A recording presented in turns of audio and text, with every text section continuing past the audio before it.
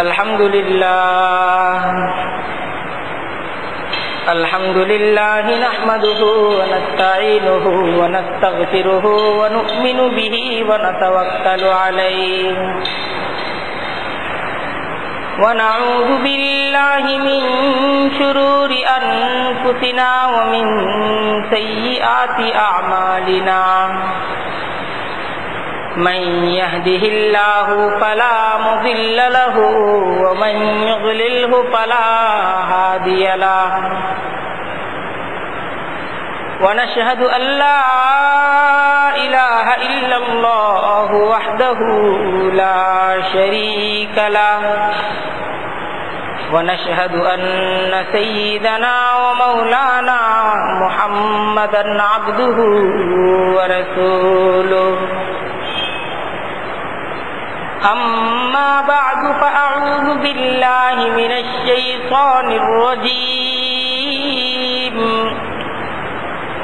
بسم الله الرحمن الرحيم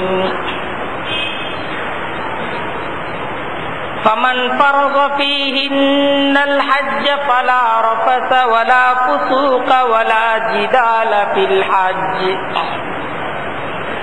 وما تفعلوا من خير يعلمه الله وتزودوا فإن خير الزاد التقوى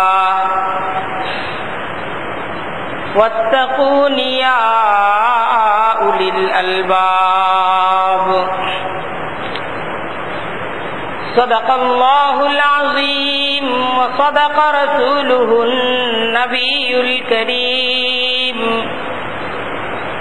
ونحن على ذلك من الشاهدين والشاكرين والحمد لله رب العالمين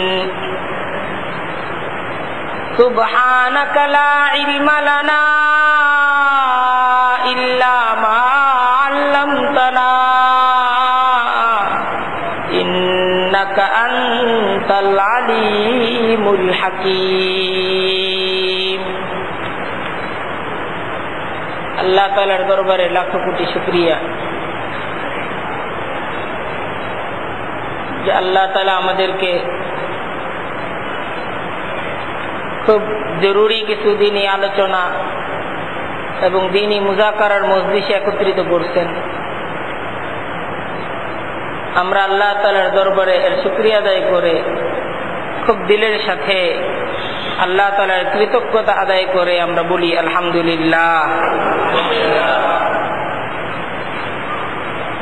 আল্লাহ তাআলা আমাদেরকে অনেক ভালোবাসা দিয়ে অনেক যত্ন করে আল্লাহ তাআলা আমাদেরকে সৃষ্টি করছেন। আমরা যে আমাদের জীবনটা পার করতেছি সম্পূর্ণ আল্লাহ তাআলার রহমতের ভিতরে। আমাদের জীবনের পরতে পরতে প্রত্যেকটা শ্বাসে শ্বাসে আমরা আল্লাহ তাআলার নিয়ামতকেই ভোগ করতেছি।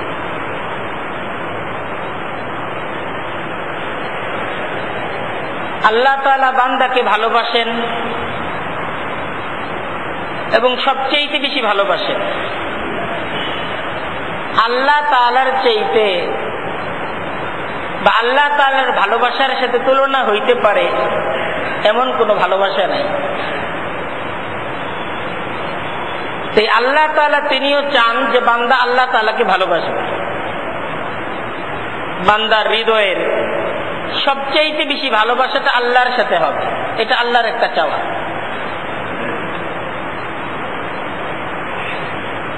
আল্লাহর এটা একটা চাওয়া যে বান্দা আল্লাহকে ডাকবে, আল্লাহর কাছে চাইবে। বান্দার সম্পর্কটা আল্লাহর সাথে হবে এবং যেই বান্দার সম্পর্কটা আল্লাহর সাথে হয়, যে আল্লাহর কাছে চায়, আল্লাহর কাছে নিজের প্রয়োজনের কথাগুলো বলে, যে আল্লাহকে ডাকে, এই ধরনের বান্দার প্রতি আল্লাহ সন্তুষ্ট, আল্লাহ খুশি। আল্লাহর কাছে চাইলে আল্লাহ খুশি হন, না চাইলে আল্লাহ বেজার হন। এই হলো আল্লাহর গুণ। মাখলুকের গুণ হলো তারা না চাইলে খুশি হয়, চাইলে বেজার হয়। কিন্তু আল্লাহর গুণ হলো না চাইলে আল্লাহ বেজার হন, চাইলে আল্লাহ খুশি হন। বাবার সাথে সন্তানের সম্পর্ক, সন্তানের সাথে বাবার সম্পর্ক, চাইলে বেজার হয়, না চাইলেই খুশি হয়। বসের সাথে তার কর্মচারীর সম্পর্ক, শাসকের সাথে তার প্রজার সম্পর্ক, যে চাইলে বেজার হয়, না চাইলে খুশি হয়। মাখলুকের যত সম্পর্ক আছে সমস্ত সম্পর্কের ভিত্তি হল না চাইলে খুশি হওয়া, চাইলে বেজার হওয়া। আর আল্লাহর সম্পর্ক বান্দার সাথে যে আল্লাহ না চাইলে বেজার হন আর চাইলে খুশি হন, এই হল আল্লাহর গুণ। তাই দেখেন আল্লাহ এবং তার বান্দার সাথে যে সম্পর্কটা, আমাদের সাথে আল্লাহর যে সম্পর্কটা, এই সম্পর্কটা একটা সম্পর্ক তো আল্লাহ প্রভু, আমরা আল্লাহর বান্দা, আমরা তার দাস। কিন্তু সম্পর্কটা শুধু বান্দা মুনিব এবং দাসের সম্পর্ক না, বরং আসলে আল্লাহ এবং আমাদের সাথে যে সম্পর্কটা, এই সম্পর্কটা হলো প্রেম, ভালোবাসা, ইশক এবং মুহাব্বতের সম্পর্ক। সে আল্লাহর সাথে আমার আসলে দাসত্বের সম্পর্ক না, মুনিবের সম্পর্ক না, সম্পর্কটা আসলে ভালোবাসার সম্পর্ক। আমরা যদি শুধু আল্লাহ তাআলার দাসী থাকতাম, তাহলে আল্লাহ তাআলা এই আমাদের জন্য সৃষ্টি জগতের এই বিপুল ব্যবস্থাপনা করতেন না। আল্লাহ আমাদের জন্য যে এই বিশাল সৃষ্টি জগতের বিপুল ব্যবস্থাপনা করতেন, এটা কি মুনিব তার দাসের জন্য করে? ভালোবাসার সম্পর্ক, খুবই মহাব্বতের সম্পর্ক, দিলের সম্পর্ক। এজন্য আল্লাহ তাআলা এই আমাদের জন্য পূর্ণ বিশ্ব জগৎটাকে সাজাইতেন। আল্লাহর সাথে আমাদের সম্পর্কটা যদি দাসের সম্পর্কই হতো, যদি মুনিবের সম্পর্কই হতো, তাহলে আল্লাহ এত সমাদর করে আমাদেরকে বলতেন না, ডাকো, আমাকে ডাকো, আমি তোমার এটাকে সাড়া দেব। আল্লাহ এই কথা বলতেন না যে আমারে ডাকো, আমার কাছে তোমার প্রয়োজনের কথা বলো, তোমার প্রয়োজনের কথা আমার কাছে বললে আমি খুশি হব। সম্পর্কটা যদি মুনিব আর দাসের সম্পর্ক হতো, তাহলে আল্লাহ এটা বলতেন? আল্লাহর সাথে আমাদের সম্পর্কটা খুব বোঝা দরকার যে আল্লাহ আমাদেরকে খুব ভালোবাসেন, সম্পর্কটা ভালোবাসার সম্পর্ক। এই জন্যই আল্লাহ ডাকেন যে আমাকে ডাকো, আমাকে যদি ডাকো আমি খুশি হব। সম্পর্কটা ভালোবাসার সম্পর্ক, মুনিব এবং দাসের সম্পর্ক না। মুনিব আর দাসের সম্পর্ক হলে আমরা ভুল করার সাথে সাথে আল্লাহ তাআলা আমাদের রিজিক বন্ধ করে দিতেন।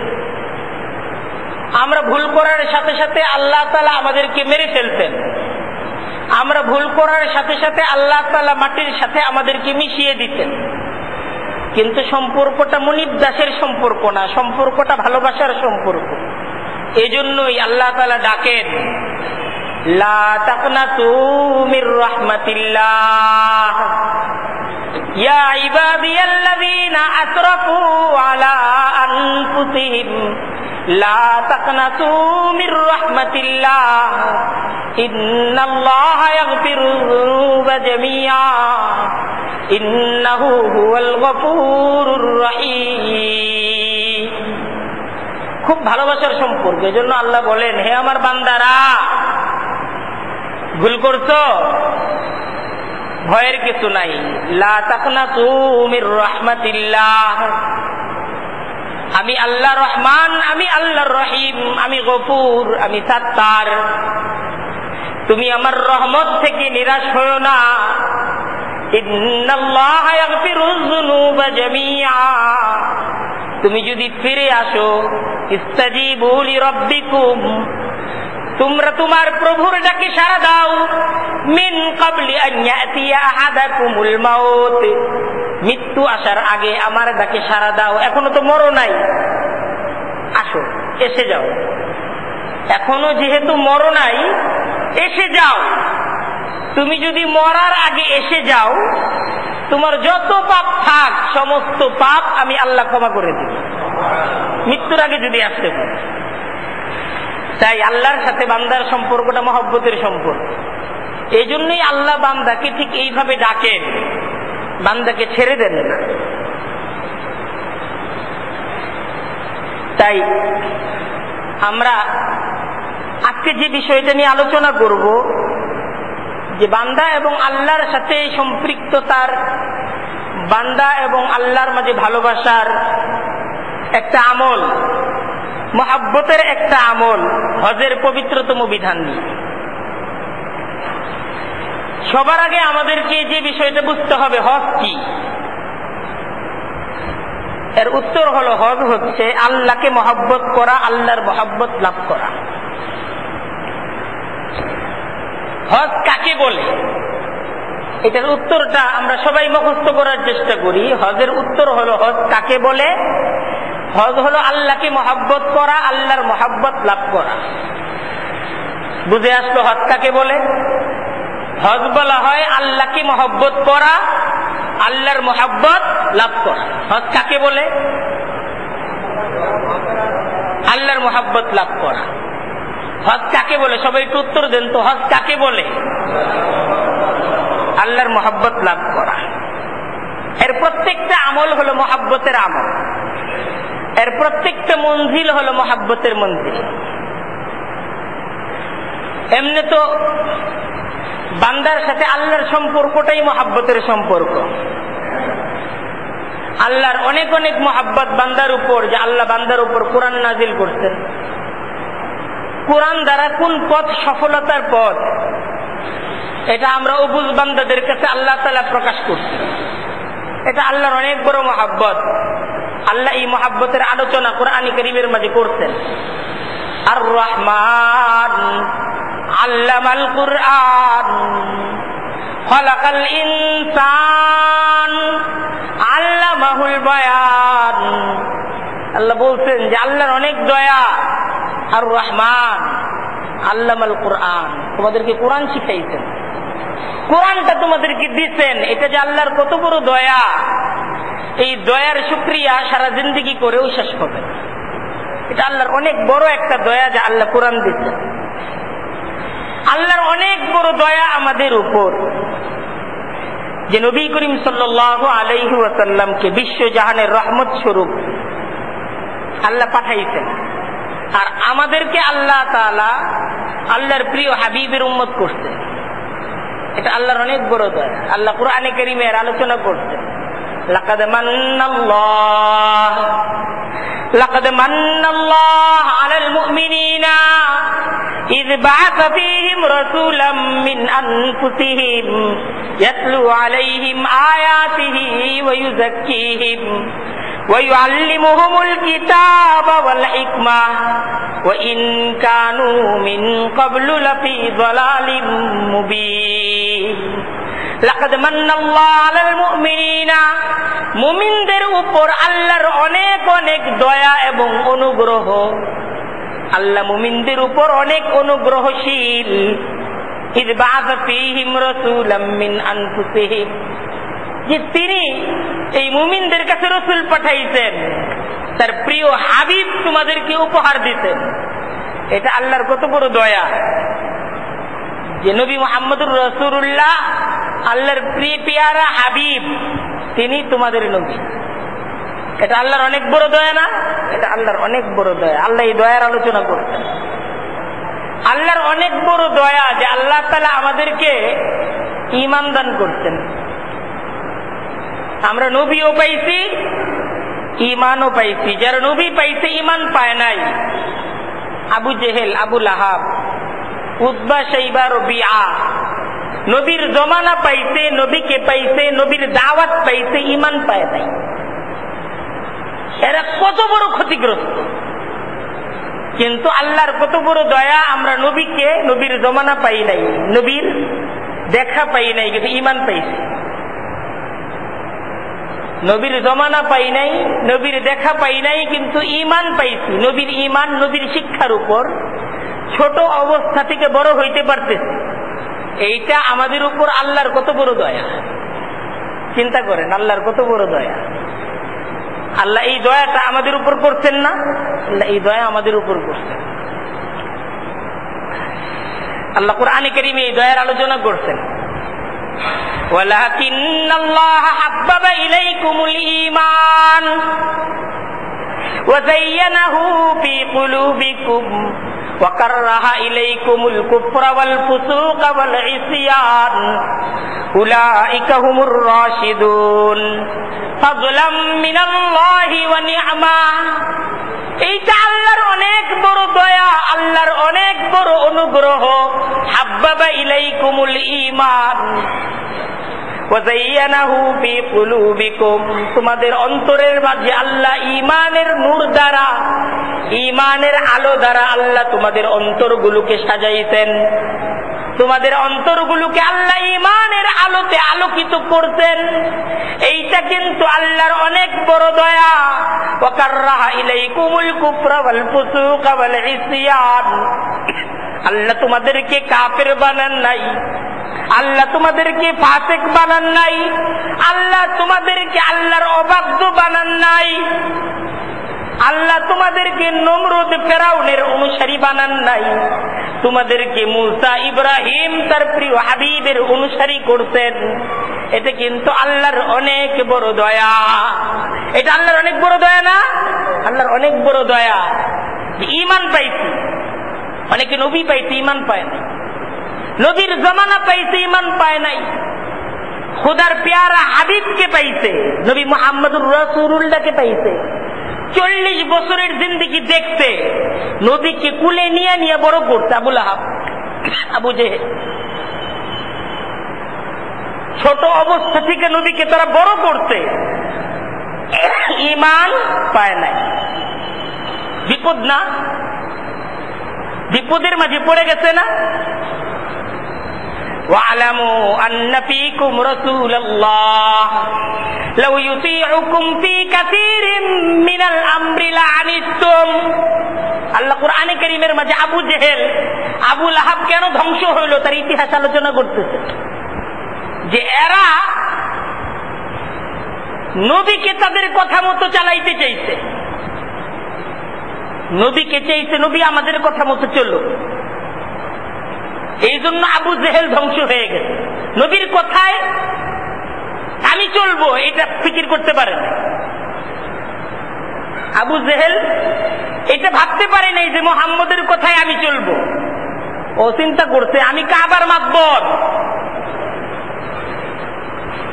বাইতুল্লাহ কমিটির আমি সদস্য, আমি কেন মুহাম্মদের কথায় চলবো? আমার কথায় মুহাম্মদ চলবে।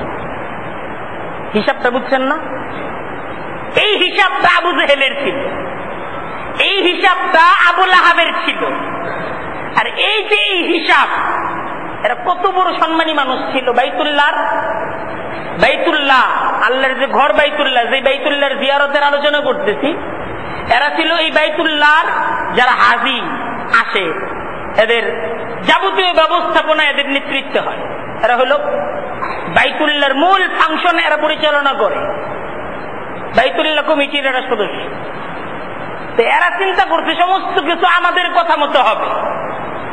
আর এই চিন্তাটা করার কারণে ঈমান তো নসিব হয় নাই, চিরদিনের জন্য তারা জাহান্নামবাসী হয়েছে, চিরদিনের জন্য জাহান্নামবাসী হয়েছে। আল্লাহ ওইটাই বলতেছেন, লাউ ইউতিউকুম ফী কাসীরিন মিনাল আমরি লাআনিতুম। তোমরা যে চাও যে মুহাম্মদ তোমাদের কথা মতো চলুক, মুহাম্মদ যদি তোমাদের কথা মতো চলে তাহলে তোমরাই ক্ষতিগ্রস্ত হবা।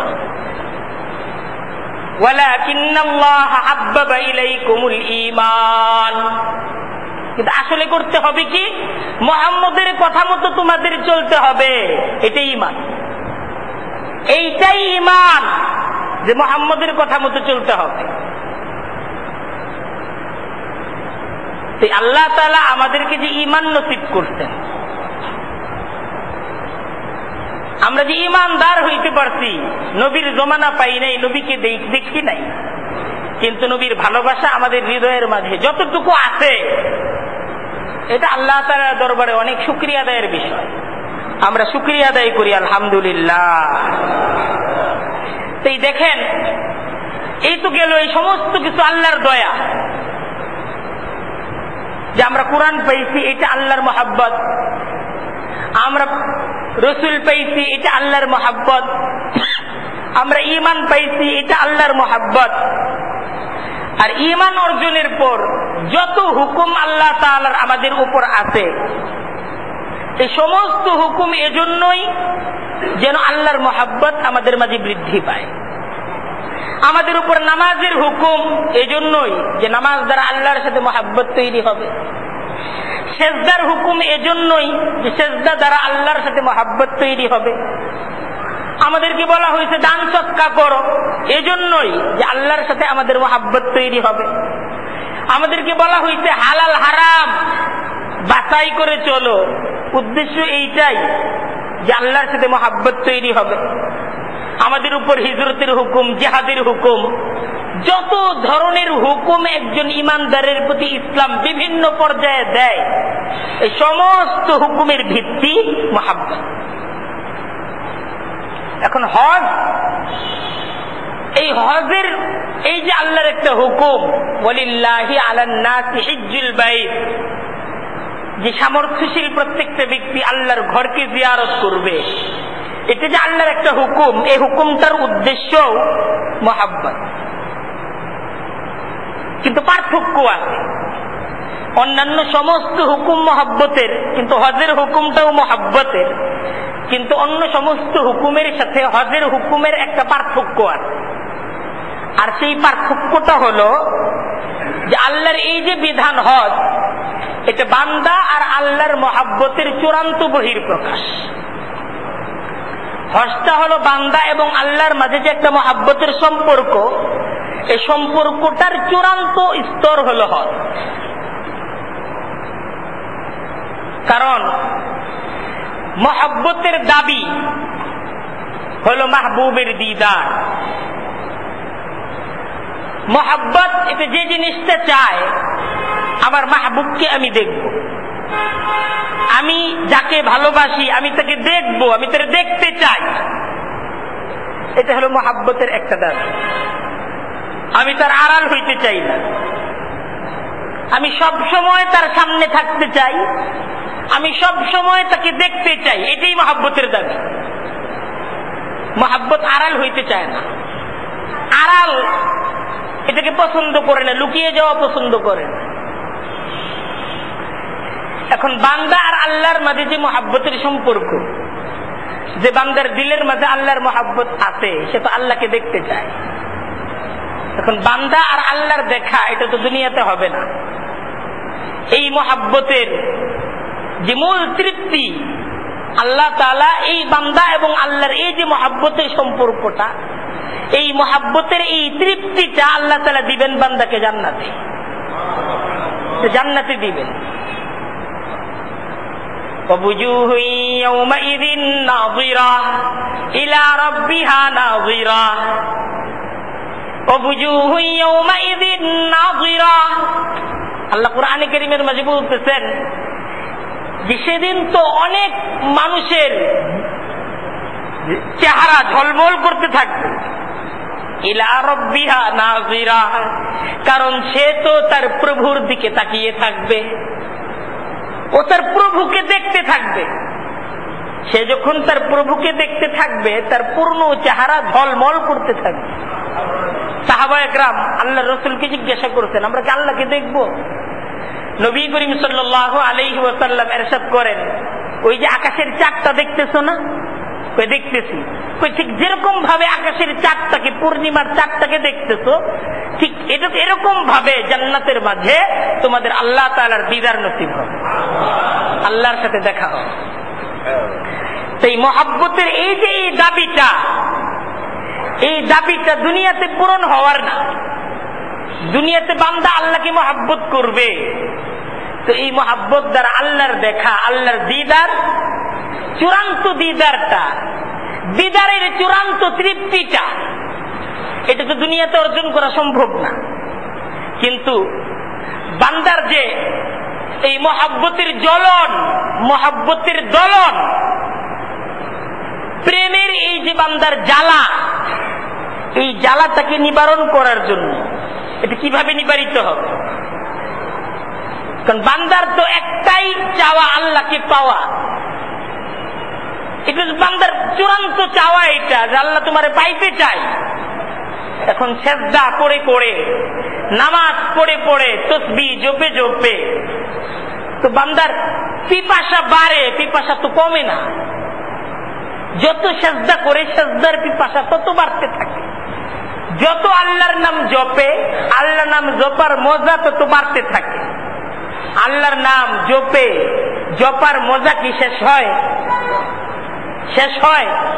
শেষ হয় না। সেজদা যত করে সেজদার তৃপ্তি কি শেষ হয়?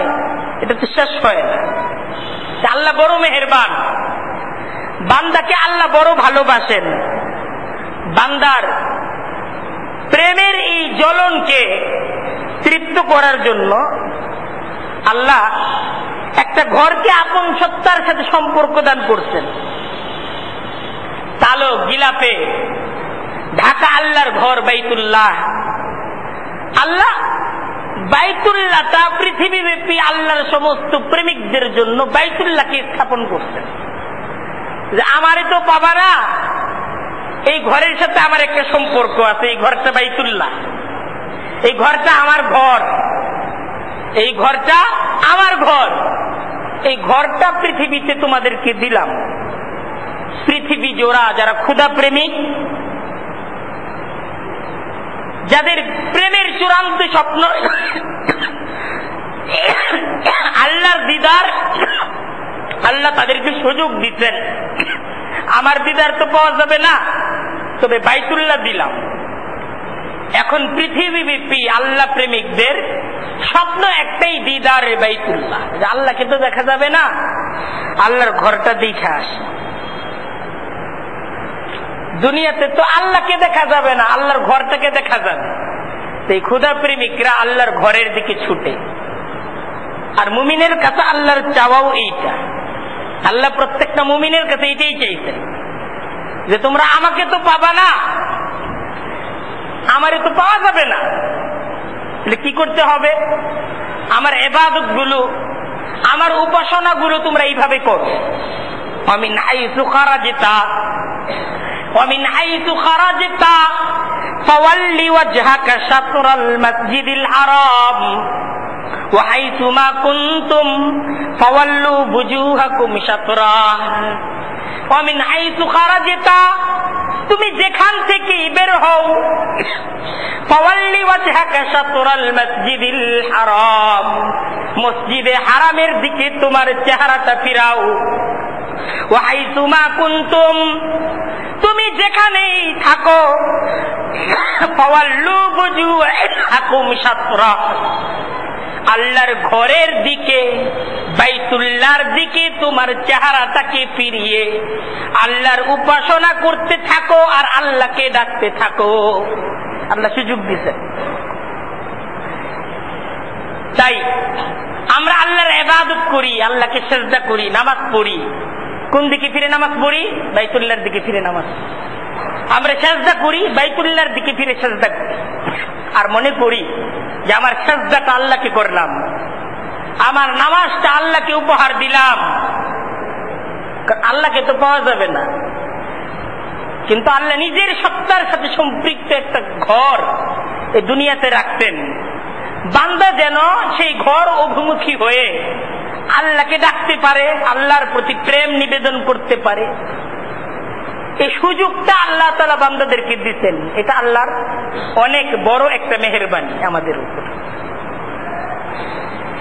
আল্লাহর নৈকট্যের প্রার্থনাটা, আল্লাহর সাথে যে আমাদের সম্পর্কটা, যে ভালোবাসার সম্পর্ক, এই সম্পর্কটা আমরা বাইতুল্লাহর দিকে ফিরে, আল্লাহর ঘরের দিকে ফিরে আমরা আল্লাহর প্রত্যেকটা ইবাদত বন্দেগী করে থাকি। আর আমরা মুমিন মাত্রই প্রত্যেকটা মানুষের দিলের মাঝে একটা আশা, হৃদয়ের একটা কল্পনা, হৃদয়ের একটা স্বপ্ন, যে জন্ম থেকে সেজদা করতেছি বাইতুল্লাহর দিকে ফিরে, জিন্দেগির একটা সেজদা যদি বাইতুল্লাহটাকে সামনে নিয়ে করতে পারতাম।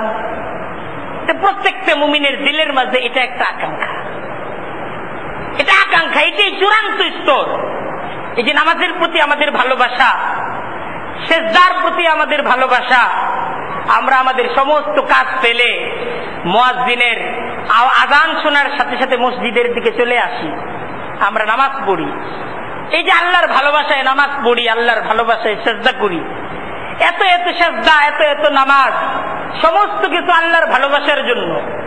আমরা চেষ্টা করি আমার সেজদাটা যদি আরো সুন্দর হতো, চেষ্টা করি যে অমুক বড় মসজিদে গিয়ে যদি নামাজটা পড়তে পারতাম, অমুক বড় হুজুরের সাথে গিয়ে যদি নামাজটা পড়তে পারতাম, অমুক বড় হুজুরের ইমামতিতে যদি নামাজটা পড়তে পারতাম। এটা আসলে মসজিদের ভালোবাসা না, বড় হুজুরের ভালোবাসা না, আসলে ভালোবাসা কার? আল্লাহ, ঠিক না? হুজুরের প্রতি ভালোবাসা না মসজিদের ভালোবাসা? ভালোবাসা কিন্তু আল্লাহ। আল্লাহর ভালোবাসায় আমরা বড় মসজিদ খুঁজি, আল্লাহর ভালোবাসায় আমরা বড় কোন আল্লাহর ওলি খুঁজি। আল্লাহর ভালোবাসার চূড়ান্ত স্তর যেটা বান্দার, যে আমার সামর্থ্যের সবটুকু উজাড় করে আমি আল্লাহর ভালোবাসায় যে কাজটা করতে চাই, দুনিয়াতে যে কাজটা আমার সাধ্যের সর্বোচ্চ কাজ, সে কাজটা হলো আমার একটা সেজদা যদি বাইতুল্লাহকে সামনে নিয়ে করতে পারি। জিন্দেগির এটা একটা স্বপ্ন, এটা প্রত্যেকটা মুমিনের জিন্দেগির একটা অনেক বড় কল্পনা, যে আমার জিন্দেগির অগণিত সেজদার মাঝে সেই সেজদাটা সবচেয়ে দামি, যে সেজদাটাকে করার পর আমি কল্পনা করি এই সেজদাটা আল্লাহর কাছে কবুল। সে সেজদাটা, যে সেজদাটা আর বাইতুল্লাহর মাঝে, আমার সেজদার মাঝে আর বাইতুল্লাহর মাঝে কিছু নাই। আমি যে একটা সেজদা করছি, এই সেজদাটা আর বাইতুল্লাহর মাঝে কিছু নাই, এমন একটা সেজদা করার ইচ্ছা আমাদের দিলের মাঝে আছে না? এটাই তো খোদা প্রেমের চূড়ান্ত স্তর। এই চাওয়াটাই প্রেম, এই চাওয়াটাই ভালোবাসা, যে বাইতুল্লাহকে সামনে নিয়ে আমার একটা সেজদা হবে, বাইতুল্লাহকে সামনে নিয়ে আমার একটা নামাজ হবে। এটা প্রত্যেকটা মানুষের মনের মাঝে, মুমিনের মনের মাঝে এটা একটা স্বপ্ন, আর এই স্বপ্নটাই আল্লাহ চান। दौलत न कोई जाहो हशम मांग रहा हो, मैं साये देवार हरम मांग रहा हो। दौलत न कोई जाहो हशम मांग रहा हो, मैं साये देवार हरम मांग रहा हो। आसी को जो भेजा दे मदीने की जमी तक, दाना मैं ही नक्श कदम मांग रहा हो। কারণ মুমিনের জিন্দেগির কল্পনা এটাই, যে আমি বাইতুল্লাহর ছায়ায় একটি সেজদা দিতে চাই। যে আমার সম্পদ এটা কোনো কামনা না, ইজ্জত কোনো কামনা না, আমার নেতৃত্ব কোনো কামনা না, আমার জিন্দেগির সবচেয়ে বড় কামনা যেটা, আমার জিন্দেগির সবচেয়ে বড় লালসা যেটা, আমি যেই লুভে লুভি, সেই লুভটা হলো বাইতুল্লাহর ছায়ায় একটা সেজদা করতে পারা। দৌলত না কোই জাহো হশম মাঙ্গ রাহা হো। কবিতার প্রেমের আলোচনা করতেছেন, আল্লাহর কাছে দোয়া করতেছেন, আল্লাহ আমি কোন জাহ হশম, আমি কোন মর্যাদা, সম্মান, প্রভাব, প্রতিপত্তি, নেতৃত্ব কোনো কিছুই তোমার কাছে চাই না। मैं साये देवार हरम मांग रहा हूँ। আমি তোমার বাইতুল্লাহর ছায়ায় কিছুটা সময় থেকে, বাইতুল্লাহ আর আমার মাঝে কোনো কিছু না রেখে আমি কিছুটা সময় বসতে চাই, বাইতুল্লাহর ছায়ায় কিছুটা সময় আমি থাকতে চাই। এক খোদা প্রেমিকে দোয়া করতেছেন, दौलत न कोई जाहो हशम मांग रहा हो, मैं साया देवार हरम मांग रहा हो, आसी को जो भेजा दे मदीने की ज़मीं तक, आसी को जो भेजा दे मदीने की ज़मीं तक, दाना मैं यही नक्श कदम मांग रहा हो। আমার জিন্দেগির অপরাধ তো অনেক, কিন্তু মদিনার জমি পর্যন্ত যদি একটু যাইতে পারি, বাইতুল্লাহর জমি পর্যন্ত যদি একটু যাইতে পারি, এইটাই আমার এই জীবনের সর্বোচ্চ স্বপ্ন হবে, সর্বোচ্চ স্বপ্ন পূরণ হবে। তাই বাইতুল্লাহ প্রেম, বাইতুল্লাহর প্রতি একটা ভালোবাসা, এটা প্রত্যেকটা মুমিনের জীবনের সর্বোচ্চ স্বপ্ন। এখন এই স্বপ্ন সবাই দেখে, তো অনেকের এই স্বপ্ন পূরণ নসিব হয়, অনেকের এই স্বপ্ন পূরণ নসিব হয় না। কারণ এটা তো একটা ভালোবাসার জগৎ, ভালোবাসার একটা সম্পর্ক, আল্লাহ এবং বান্দার মাঝে একটা উদ্দৃশ্য টানা হেঁচড়ার সম্পর্ক। আল্লাহ বান্দার ভালোবাসা দেখেন যে বাইতুল্লাহ প্রেমটা তার হৃদয়ের মাঝে কি পরিমাণ, তার প্রত্যেকটা সেজদার মাঝে বাইতুল্লাহর সামনে সেজদা দেওয়ার আকুতিকা কতটুকু। সে তো সেজদা করে, বাইতুল আতিক থেকে সেজদা করে, বাইতুল মুকাররাম থেকে সেজদা করে, আরো বিভিন্ন মসজিদ গুলো থেকে সে সেজদা করে। আল্লাহ বান্দার প্রত্যেকটা সেজদার দিকে তাকিয়ে তাকিয়ে দেখেন যে বান্দার সেজদা গুলোর পাওয়ার কত, বান্দা সেজদা গুলোর দ্বারা কি চায়, বান্দা কি সেজদার দ্বারা তৃপ্ত, না তার মাঝে সেজদা গুলোর মাঝে কোনো তৃপ্তি নেই, অতৃপ্তি কাজ করছে। সে সেজদা করছে, আরো সুন্দরভাবে সেজদা করতে চায়, সে সেজদা করছে বাইতুল আতিক থেকে, কিন্তু সে চায় এই সেজদাটা যদি বাইতুল হারাম, এই সেজদাটা যদি বাইতুল্লাহকে সামনে নিয়ে হতো। বান্দার এই আকুতি, বান্দার এই চিৎকার, বান্দার এই হৃদয়ের অব্যক্ত প্রার্থনাটা, এটা কি পরিমাণ, এটা পৃথিবীর আর কেউ দেখেন, আল্লাহ দেখেন না? আল্লাহ এটা দেখেন। দেখতে দেখতে একটা সময় আল্লাহ অনেকের স্বপ্ন পূরণের ব্যবস্থা করে দেন। না, অনেকদিন তুই বাইতুল আতিকে সেজদা করেছিস, বাইতুল মুকাররাম গিয়ে সেজদা করেছিস, আরো অগণিত জায়গায় তোর সেজদা আমার কুদরতি পায়ের উপর হইছে, বান্দা আর না, আর কোন অপেক্ষা না, আমি তোকে কবুল করে নিলাম, তুই আয়, এখন তোর স্বপ্ন পূরণ হবে, তুই বাইতুল্লাহর সামনে আমাকে সেজদা কর। বান্দাকে আল্লাহ ডাকেন, বান্দার স্বপ্নটা পূরণ হয়ে যায়। আবার অনেকে এই স্বপ্ন নিয়েই একটা সময় মৃত্যুর কুলে ঢলে পড়ে। সে তো সেজদা করতেছে, মনের মাঝে তার অনেক ব্যথা, সেজদাগুলোর মাঝে তার অনেক অতৃপ্তি।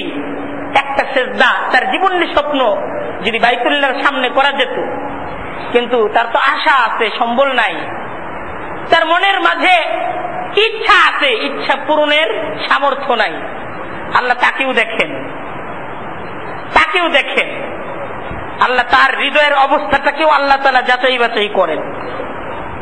তাই আল্লাহর বান্দা তো দুই রকম, এক হলো সাদা ইহরামের লেবাসে বাইতুল্লাহর মুসাফির, আর আরেক হলো পথের পাশে হাজিদের যাতায়াত তাকিয়ে তাকিয়ে দেখা আল্লাহর এক মজবুর বান্দা।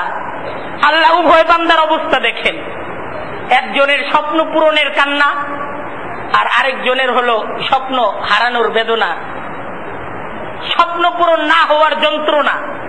এই উভয়ের যন্ত্রণা আল্লাহ একই সাথে দেখেন, উভয় প্রেমিককে আল্লাহ তাআলা একই সাথে যাচাই বাছাই করেন। কিন্তু আসলে এই দুই বান্দার মাঝে কে আল্লাহর কতটুকু প্রিয়, এই বিষয়টার ফয়সালা এটা আসলে আল্লাহর কাছে হবে। এই ফয়সালাটা দুনিয়াতে করা যাবে না। আসলে যার প্রেমটা যত গভীর, আল্লাহর সাথে তার সম্পর্কটাও তত গভীর। অনেকে বাইতুল্লাহর সামনে সেজদা করে আল্লাহর সাথে সম্পর্কের তৃপ্তি মিটায়, অনেকে বাইতুল্লাহ থেকে অনেক দূরে সুদূর বাংলাদেশ থেকে সেজদা করে আল্লাহর সাথে তার সম্পর্কের অতৃপ্তি নিয়েই সে মৃত্যু যন্ত্রণায় একটা সময় মৃত্যুর কুলে ঢলে পড়ে। এই উভয় রকম বান্দা আল্লাহ তাআলা এই পৃথিবীতে রাখছেন, আল্লাহ তাআলা সবার স্বপ্নকে পূরণ করেন না, তবে উভয়ের প্রেমকে দেখেন।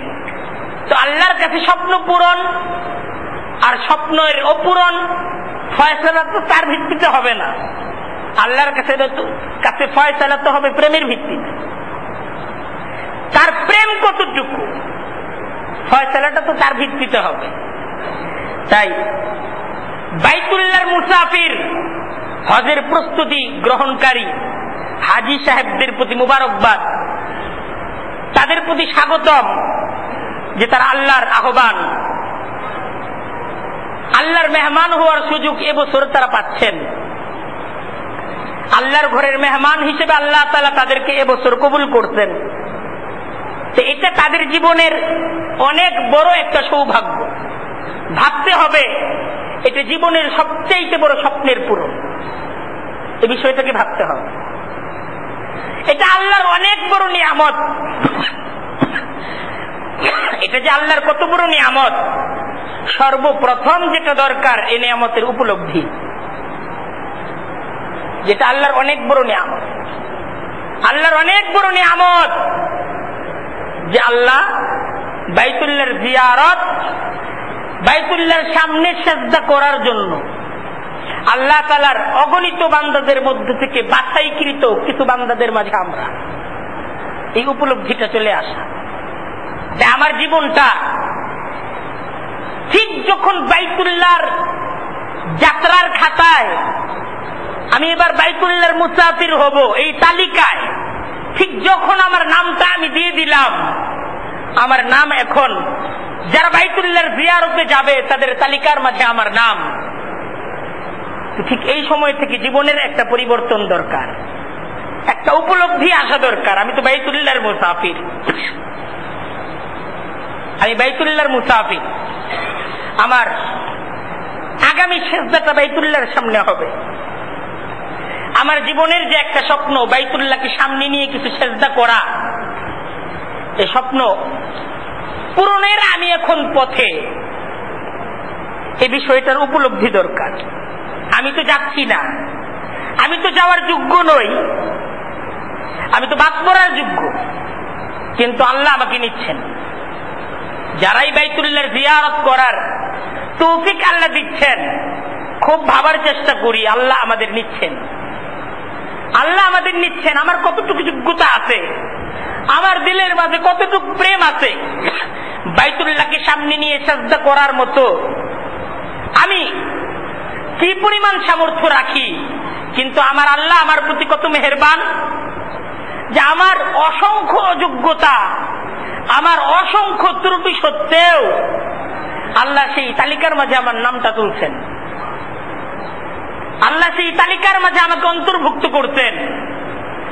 আরো তো আল্লাহর অগণিত বান্দা আছে, আল্লাহ যে আমাকে কবুল করতেন, এটা আমার জীবনের অনেক বড় একটা অর্জন, আমার জীবনের অনেক বড় একটা অর্জন। এটা এই উপলব্ধি আসা দরকার। তাই অন্তরকে জাগ্রত করি, অন্তরটাকে জাগ্রত করার চেষ্টা করি যে আমরা যাচ্ছি না, আমাদেরকে নেওয়া হচ্ছে। কে নিচ্ছেন? আল্লাহ নিচ্ছেন। কোথায় নিচ্ছেন? আল্লাহর ঘরে নিচ্ছেন। আল্লাহু আকবার। আল্লাহ কোথায় নিচ্ছেন? আল্লাহর ঘরে, আল্লাহর নিজ ঘরে আল্লাহ মেহমান হিসেবে নিচ্ছেন। তাই আমি আল্লাহর ঘরে যাচ্ছি। আমি কোথায় যাচ্ছি? আল্লাহর ঘরে যাচ্ছি। দিলের মাঝে এই অনুভূতি জাগ্রত করি, আমি তো আল্লাহর ঘরে যাচ্ছি। তাই আমি যখন আল্লাহর ঘরে যাচ্ছি, আল্লাহর ঘরে যাওয়ার আগে এখন আমার জীবনটা, আমার সিজদাগুলো, আল্লাহর প্রত্যেকটা ইবাদতের প্রতি আমার ইহতিমাম, আমার গুরুত্ব, আমার উপলব্ধি, এটাকে আগের মতো থাকবে না ভিন্ন রকম হবে? ভিন্ন রকম হবে। আমার এখনকার প্রত্যেকটা সিজদার মাঝে আমার তো এই চাওয়াটা আল্লাহর কাছে থাকবে, আল্লাহ সিজদা তো করছি বাইতুল আতিক থেকে, কবুল হচ্ছে কি হচ্ছে না জানি না, সামনে বাইতুল্লাহর সামনে সিজদাটা করার আল্লাহ ইচ্ছা করছি, আমার সামর্থ্যের সবটুকু উজাড় করে আমি তৈরি হইছি, আল্লাহ যাবো বাইতুল্লাহ, সিজদা করব। আল্লাহ সেই সিজদাটাকে ফিরিয়ে দিও না, সেই সিজদাটাকে আল্লাহ কবুল করো। এই দোয়াটা এখন থেকে করতে থাকা, আমার সেজদাটা যেন কবুল হয়, আমার সেজদাটা যেন আল্লাহর কাছে প্রিয় হয়, এজন্য এখন খুব মেহনত করতে থাকা। প্রত্যেকটা সেজদাকে এই অনুভূতির সাথে করা যে আমার সেজদাটা বাইতুল্লাহর সামনে হচ্ছে, আমি বাইতুল্লাহ অভিমুখী হয়ে প্রত্যেকটা সেজদা করছি, আর আমার যাত্রা বাইতুল্লাহর দিকে যাচ্ছি, বাইতুল্লাহর দিকে যাচ্ছি, আমি বাইতুল্লাহর দিকে অগ্রসর হচ্ছি। একটা দিন যাইতেছে আর হিসাব করতে থাকি, আর মাত্র 1 মাস, আর মাত্র 29 দিন, আর মাত্র 25 দিন, আর মাত্র 20 দিন, খুব ফিকির করতে থাকি, আর দিলের মাঝে মহব্বতকে তাজা করতে থাকি। দিন যত যাচ্ছে আমি বাইতুল্লাহর দিকে আগাচ্ছি। একটা সময় লাগতো বাইতুল্লাহর সফরে যেতে 3 মাস লাগতো, ঠিক সেই সময়ের বাইতুল্লাহর যাত্রী যদি আমি হতাম, এখন তো আমি পথের মাঝে থাকতাম। আধুনিক প্রযুক্তির কারণে এখন 6 থেকে 7 ঘন্টা লাগে, যার জন্য আমি এখনো আছি, কিন্তু আমি কিন্তু বাইতুল্লাহর মুসাফির, আমি মুসাফির বাইতুল্লাহর, আল্লাহর ঘরের। সুতরাং এখন অন্য সকলের জীবন আর আমার জীবন এক না, অন্য সকলের আচরণ আর আমার আচরণ এক না, অন্য সকলের ইবাদত আর আমার ইবাদত এক না। আমি তো আল্লাহর প্রিয় বান্দাদের তালিকাভুক্ত, আল্লাহর ঘরের দাওয়াত প্রাপ্ত আল্লাহর এক বান্দা, ঠিক না? আল্লাহর ঘরের দাওয়াত প্রাপ্ত এক বান্দা আমি। তাই ঠিক এই সময় আল্লাহর নিয়ামতের উপলব্ধি, আল্লাহর নিয়ামতের শুকরিয়া, আল্লাহর সাথে ভালোবাসাটাকে আগের সমস্ত সময়ের চাইতে অনেক অনেক গভীর করা প্রয়োজন। এই হজের সফরের আমাদের সবচাইতে বড় অবলম্বন, সম্বল, সে সম্বলটা হলো মহাব্বত। হজের সফরের সবচাইতে বড় সম্বল, সামান নিতে হবে না, এত লম্বা সফরের সামান লাগবে না, সবচাইতে বড় সামান কি? মহাব্বত। খুব বুঝার চেষ্টা করি, এই সফরের সবচাইতে বড় সামান, সবচাইতে বড় সম্পদ, সবচাইতে বড় পাথেয়, সেই পাথেয়টা হলো মহাব্বত এবং আদব। মহাব্বত আদবের সাথে প্রস্তুতি নেওয়া, পূর্ণ প্রস্তুতিটা যে নিব মহাব্বতের সাথে নিব, আদবের সাথে নিব। হজের প্রত্যেকটা ইবাদতকে যে পালন করব, এটাকে আদবের সাথে পালন করব, মহাব্বতের সাথে পালন করব, এইটাকে সবচাইতে বড় সম্পদ মনে করি। কারণ একটা বিষয় বুঝার ব্যাপার যে হজ এটা একটা পবিত্র বিধান, এটাকে পালন করার ক্ষেত্রে কিছু নিয়ম কানুন আছে, অনেক আছে। এটা ফরজ, এটা ওয়াজিব, এটা মুস্তাহাব, এটা সুন্নত, এটা হারাম, এটা মাকরুহ, এটা করা যাবে, এটা করা যাবে না, এই ভুল করলে এই দিতে হবে, সেই ভুল করলে এই দিতে হবে, এরকম বিভিন্ন নিয়ম কানুন আছে। দেখেন, এই সমস্ত নিয়ম কানুনের মাঝে যদি কোনো ত্রুটি হয়ে যায়, কোনো ওয়াজিব যদি ছুটে যায়, কোনো ফরজ যদি ছুটে যায়, কোনো নফল, কোনো মুস্তাহাব যদি ছুটে যায়, সেটা পূরণের একটা উপায় আছে। এটা পূরণের কিন্তু একটা উপায় আছে, যে এটা যদি ছুটে যায় এই করো, সেজদায়ে সাহু হয়ে গেল, এটা যদি করো, এটা করো, ওইটা পূরণ হয়ে গেল। কিন্তু একটা জিনিস খেয়াল করার মতো ব্যাপার, মহাব্বত যদি নষ্ট হয়ে যায়, মহাব্বতটা যদি না থাকে, আদবটা যদি না থাকে, তাহলে সব নষ্ট। আমি ফরজ পালন করলাম, ওইটাও নষ্ট। নামাজ পড়লাম, ধরেন নামাজের ফরজ সবগুলো মানছি, ওয়াজিব সবগুলো মানছি, সুন্নত সবগুলো মানছি, কিন্তু এই নামাজের মাঝে আদব ছিল না, মহাব্বত ছিল। আদব আর মহাব্বত ছাড়া, আদব আর মহাব্বত বিহীন এ নামাজ, এ নামাজটা কি ত্রুটি যুক্ত না ত্রুটিপূর্ণ? ত্রুটি থেকে বাঁচলো না ত্রুটি যুক্ত হইল? এই নামাজের দাম আছে? ঠিক দেখেন, হজের ফরজ সবগুলো পালন হইল, ওয়াজিব সবগুলো পালন হইল, সুন্নত মুস্তাহাব সবকিছুই পালন হইল, টাকা পয়সাও সবকিছু খরচ হইল, কিন্তু আদব আর মহাব্বত এটা হইল না। বেয়াদবি হয়ে গেল বাইতুল্লাহর সাথে, বেয়াদবি হয়ে গেল হারামের সাথে, বেয়াদবি হয়ে গেল রওজায়ে পাকের সাথে, বেয়াদবি হয়ে গেল মসজিদে নববীর সাথে, বেয়াদবি হয়ে গেল এই পথের সাথে, তাহলে কিন্তু সমস্ত অর্জনগুলো ব্যর্থ। তাই যে বিষয়টা সবচাইতে বড় প্রয়োজন এটা হলো আদবকে তৈরি করা, মহাব্বতকে তৈরি করা। কারণ মাটির দেহটাকে বাইতুল্লাহ থেকে ঘুরিয়ে আনার মাঝে এটা অনেক বড় কোনো অর্জন না যে আমি আমার মাটির দেহটাকে কিছু টাকা খরচ করে বাইতুল্লাহ থেকে ঘুরিয়ে আনলাম।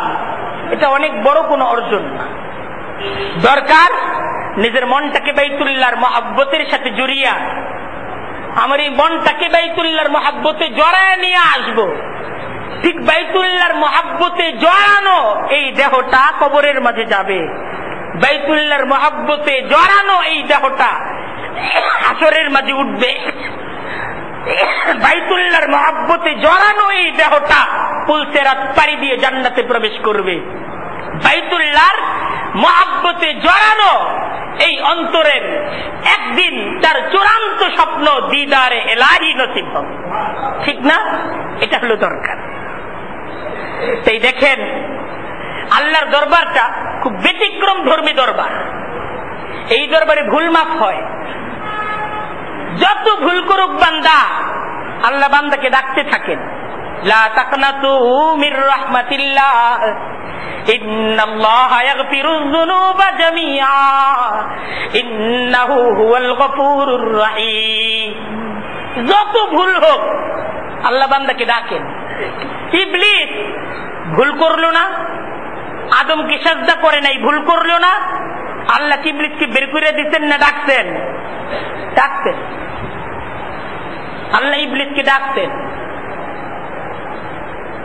আল্লাহ ইবলিসকে ডেকে জিজ্ঞাসা করতেন, মা মানাআকা আন তাসজুদা লিমা খালাকতু বিয়াদাইয়া। আল্লাহ ডাকতেন যে আমার হুকুম ইবলিস তুই পালন করলি না কেন? আল্লাহ ইবলিসকে ডাকতেন। হযরত আদম ভুল করতে, আল্লাহ ডাকতেন না? আদম ভুল করলা কেন? আল্লাহ ডাকতেন না? ডাকতেন।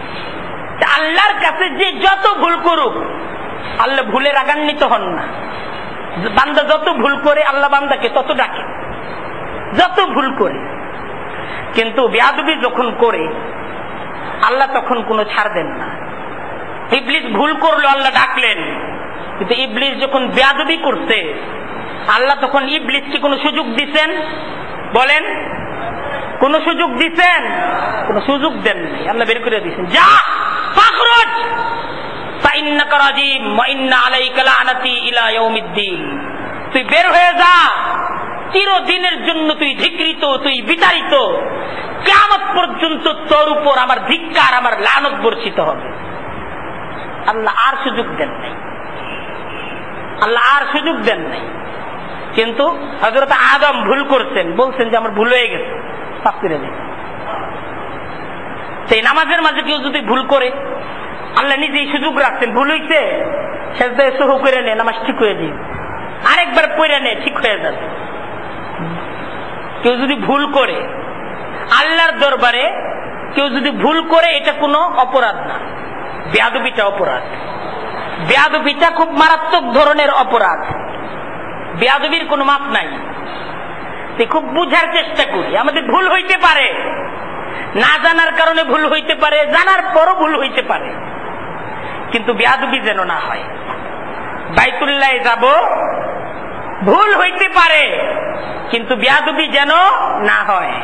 খুব বড় কথা, বেয়াদবি যেন না হয়। আমরা আল্লাহর ঘরের কাছে যাব, সেই জায়গাটাই যেন কোনো গুনাহ না হয়, বাইতুল্লাহর আদব এহতেরাম নষ্ট হয় এমন কোন কাজ যেন না হয়।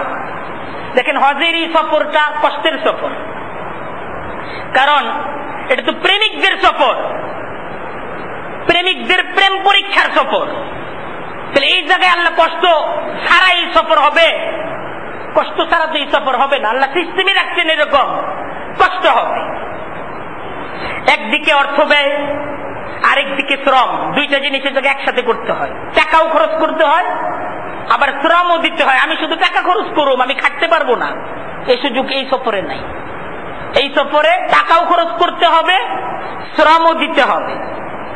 আবার দেখেন এই সফরে আল্লাহ যাদেরকে বিশেষভাবে নেন, এদের মাঝে অধিকাংশই যারা হন সাধারণভাবে তারা হন ধনী।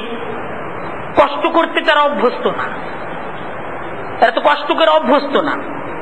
যেহেতু তারা টাকাওয়ালা, তাদের মেজাজ চোরা, টাকা আছে, সেই মেজাজ তারা ঠান্ডা রাখবে কেন? এই টাকার দ্বারা সমস্ত সমস্যার সমাধান করার একটা প্রবণতা এই ধরনের মানুষদের থাকে। এজন্য আল্লাহ তাআলা অন্য কোন ইবাদতের ক্ষেত্রে কঠোর শব্দ উচ্চারণ করেন নাই।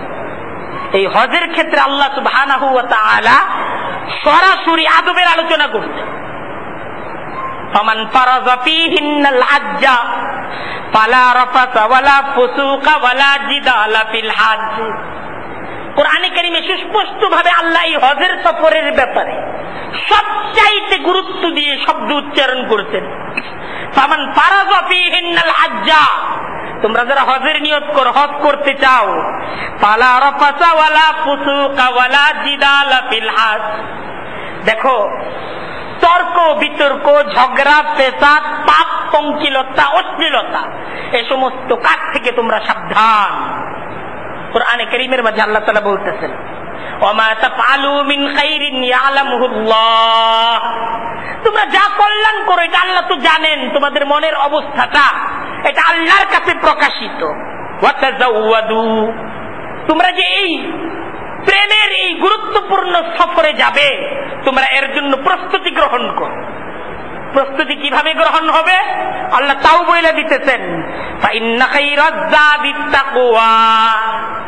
ফাইন্না খাইরাজ যাদ, সবচাইতে বড় প্রস্তুতি হলো আত-তাকওয়া, আদব, মহব্বত, আল্লাহর ভয়। আমার আল্লাহ আমাকে দেখতেছেন, এই অনুভূতিটা হলো বাইতুল্লাহ সফরের সবচাইতে বড় প্রস্তুতি। আমার ব্যাগ কয়টা এটা প্রস্তুতি না, কাপড় কয় সেট নিলাম এটা কোনো প্রস্তুতি না, ইহরামের কাপড় কয়টা নিলাম কোনো প্রস্তুতি না, টাকা পয়সা বেশি নিলাম না কম নিলাম, আল্লাহ এইটাকে প্রস্তুতি বলেন নাই। আল্লাহ বলেছেন প্রস্তুতি হলো আদব, প্রস্তুতি হলো মহব্বত, প্রস্তুতি হলো আল্লাহর ভয়, প্রস্তুতি হলো আল্লাহ আমাকে দেখছেন, আমি আল্লাহর ঘরে যাচ্ছি, সেই অনুভূতিকে তৈরি করা, এটা হলো বাইতুল্লাহ সফরের সবচাইতে বড় প্রস্তুতি। খুব ফিকির করি, তাই খুব ফাজাইল হজের এই সফরের ফজিলতের কিতাবগুলো পড়ার চেষ্টা করি।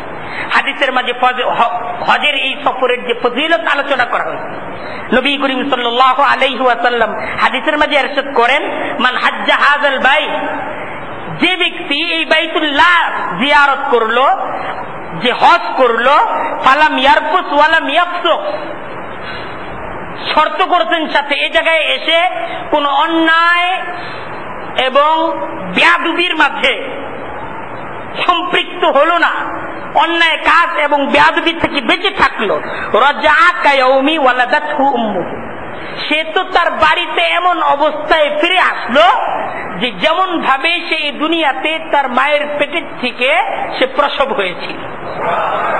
অর্থাৎ তার সমস্ত গুনাহগুলো মাফ হয়ে, তার আমলনামা গুনাহ মুক্ত হয়ে সে আবার তার বাড়িতে ফিরে আসলো।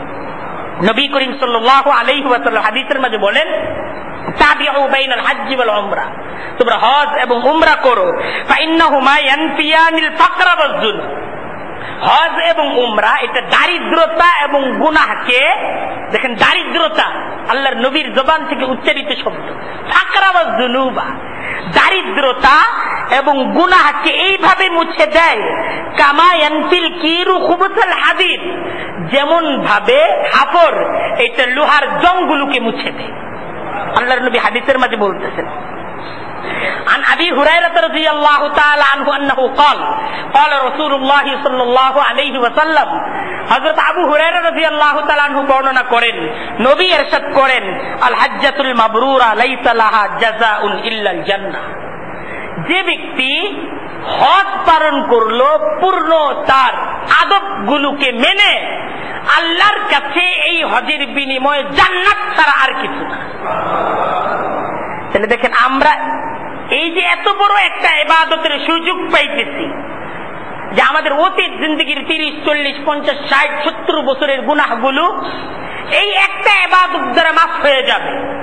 আমার এই ইবাদতটা সুন্দর হোক, এটা চিরশত্রু ইবলিস শয়তান সে কি এটার সুযোগ দিবে? হ্যাঁ, এই সুযোগটা দিবে না। ইবলিসের প্রচেষ্টাও কিন্তু সীমাহীন। ইবলিস হজের সফরের নিয়ত করার সাথে সাথে আমার মেজাজ নষ্ট করার চেষ্টা করতেছে, মেজাজ গরম করার চেষ্টা করতেছে, আমার আদব এহতেরামকে নষ্ট করতেছে, নামাজের সময় আমাকে ঘুম পাড়ায় রাখতেছে, আমার সেজদাগুলোর আকর্ষণ, নামাজের আকর্ষণগুলোকে নষ্ট করে দিতে চাচ্ছে, যেন হজের সফরের আগে আগে আমার মন তৈরি হওয়া দরকার, সে জায়গায় মনটা যেন নষ্ট হয়ে যায়। এই প্রচেষ্টাটা এটা সর্বাত্মক ভাবে ইবলিসের দ্বারা হচ্ছে কি হচ্ছে না? হচ্ছে। খুব বোঝার চেষ্টা করি। তাই এর মোকাবেলা করতে হবে, এর মোকাবেলা করতে হবে। এই মোকাবেলাটাই তো কাজ, এই মুহূর্তের কাজ। তাই আমরা যারা আল্লাহ তাআলা আমাদেরকে মুসাফির হওয়ার তৌফিক দান করছেন এবছর, আর আমরা যারা ইচ্ছা রাখি, আমরা ইচ্ছা রাখি না সবাই? এবছর আমরা যেতে পারছি না, ইনশাল্লাহ আগামীতে যাব, তৌফিক নাই, আল্লাহর কাছে তৌফিক চাই, এতটুকু ইচ্ছা আমাদের সবার আছে না? ইনশাল্লাহ সবার আছে।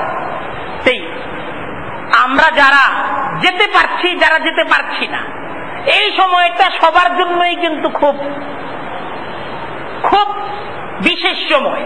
কারণ এই সময় যারা যাচ্ছে তাদের যাওয়ার আনন্দ কতটুকু, যারা যেতে পারছে না, না যাওয়ার যন্ত্রণা তাদের কতটুকু, আল্লাহ দুটোটা দেখবে। আল্লাহ এই সময় বান্দা, উভয় ধরনের বান্দাদেরকে আল্লাহ দেখবে। এক ধরনের বান্দা যারা যাচ্ছে তাদের বাইতুল্লাহ জিয়ারতের আনন্দ কতটুকু, আল্লাহ প্রেমের তাদের মাঝে মানসিক অবস্থাটা কতটুকু, আর যারা যেতে পারছে না তাদের দিলের যাতনা কতটুকু, এই উভয়টাই কিন্তু আল্লাহ এই সময়টায় দেখছেন। তো এই সময়টার প্রত্যেকটা সাজদা দামি না? দামি না? এই সময়ের সাজদাগুলো দামি না? কারণ প্রত্যেকটা সাজদা তো মুমিন এই আকর্ষণ নিয়ে করে, আহ तावंगर सब जाए मदीना मुझको ने ही ले जाए, हज का महीना जब जब आए दिल में आग जल जाए। मुमिনের দিলের মাঝে আগুন জ্বলছে। तावंगर सब जाए मदीना मुझको ने ही ले जाए, धुर दो दिल के। तावंगर सब जाए मदीना, तावंगर सब जाए मदीना मुझको ने ही ले जाए, हज का महीना जब जब आए दिल में आग जल जाए। तावंगर सब जाए मदीना, तावंगर सब जाए मदीना मुझको ने ही ले जाए, धुर दो दिल की। মুমিনের দিলের মাঝে ব্যথা তো, আল্লাহ যাদেরকে পয়সা দিত তারা তোমার বাইতুল্লাহর জিয়ারত করতেছে। তাওয়াঙ্গার ধনীরা সব যায় মদিনা মুঝকো নেহি লে যায়, আমার কাছে পয়সা নাই, আমার তো কেউ নিল না। হজ কা মাহিনা জব জব আয়ে দিল মে আগ জ্বল যায়, হজের মাস যখন আসে আল্লাহ দিলের মাঝে তো আগুন জ্বলতে থাকে। এই আগুন, এই যে দিলের এই আগুনটা দেখানোর জায়গা সেজদা না? সেজদা না? এই সময়ের সেজদাগুলোর মাঝে সবাই শরীক থাকা, খুব ফিকির করা, এই সময়ের সেজদাগুলো যেন মিস না হয়। এই সময়ের সেজদাগুলো অনেক দামি, নামাজগুলো অনেক দামি, আসতে হবে আর আল্লাহর কাছে মনের যন্ত্রণাটাকে প্রকাশ করতে হবে যে আল্লাহ যাইতে পারতেছি না, যাওয়ার তৌফিক দাও। আর যারা যাচ্ছি তাদের কাছে আবেদন, অনেক বড় সৌভাগ্য আল্লাহ বাইতুল্লাহর জিয়ারত, এটার জন্য আপনাদেরকে কবুল করছেন। এই সময়টা আপনারা সবচেয়ে দামি, আপনারা এত দামি আল্লাহর কাছে। এই সময়টা আমরা যদি ঈর্ষাও করি, ঈর্ষা করে যে পর্যন্ত বুঝবো, আপনারা তার চাইতেও অনেক দামি। এই সময়টা একটা মকবুল হজের জন্য, একটা কবুল হজের জন্য, সম্পূর্ণ আল্লাহমুখী হয়ে যাওয়া, সম্পূর্ণ সাজদামুখী হয়ে যাওয়া, সম্পূর্ণ মসজিদমুখী হয়ে যাওয়া, 5টা ওয়াক্ত নামাজ মসজিদে এসে তাকবীরে উলার সাথে ইহতিমামের সাথে আদায় করা খুব প্রয়োজন, খুব প্রয়োজন। আমাদের এই আলোচনা ইনশাআল্লাহ ধারাবাহিক ভাবে চলবে। আল্লাহ তাআলা আমাদের সকলকেই বাইতুল্লাহর জিয়ারত আল্লাহ তাআলা আমাদের সকলকে নসিব করুক, এইভাবে নসিব করুক যেন বাইতুল্লাহর এই জিয়ারত, বাইতুল্লাহর এই ভালোবাসা নিয়ে আমরা যেন কবর, হাসর, পুলসিরাত, জান্নাত পর্যন্ত পৌঁছতে পারি এবং বাইতুল্লাহর এই মহাব্বতকে নিয়ে যেন আমাদের দিদারে এলাহি নসিব হয়। আল্লাহ আমাদের প্রত্যেকটা ভাইকে কবুল এবং মঞ্জুর করুন। ওয়া আখিরু দাওয়ানা আলহামদুলিল্লাহি রাব্বিল আলামিন।